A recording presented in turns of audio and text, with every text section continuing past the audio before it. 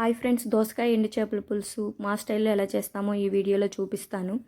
వంకాయ కాంబినేషన్ కూడా చాలా బాగుంటుందండి. మన ఛానల్లో యూట్యూబ్ షార్ట్స్లో అప్లోడ్ చేశాను. ఎవరికైనా ఇంట్రెస్ట్ ఉంటే ఒకసారి చెక్ చేయండి.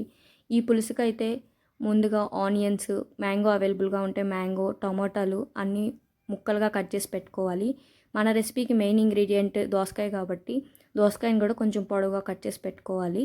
తర్వాత ఒక గిన్నెలో ఆయిల్ వేసి పోపు గింజలు వేసి కట్ చేసి పెట్టుకున్న ఆనియన్స్, కరివేపాకు, మామిడికాయ ముక్కలు, టమోటా ముక్కలు అన్నీ వేసి కొంచెం ఫ్రై చేసుకోవాలండి. ఇవి ఫ్రై అయిన తర్వాత కుకుంబర్ ముక్కలు, తర్వాత క్లీన్ చేసి పెట్టుకున్న చేప ముక్కలు కూడా వేయాలి. తర్వాత ఉప్పు, కారం, పసుపు అన్నీ వేయాలి. ఉప్పు వేసిన క్లిప్ మిస్ అయింది.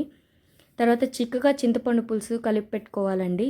ఇలా ఎగరేసిన తర్వాత చింతపండు పులుసు వేసి కలిపి పొయ్యి మీద పెట్టుకోవాలి. సన్నని సెగ మీద ఉడికించాలి. పులుసు చిక్కబడితే రెసిపీ అయిపోయినట్టే. ఇది రైస్లోకి, రాగి సంగట్లోకి చాలా బాగుంటుందండి.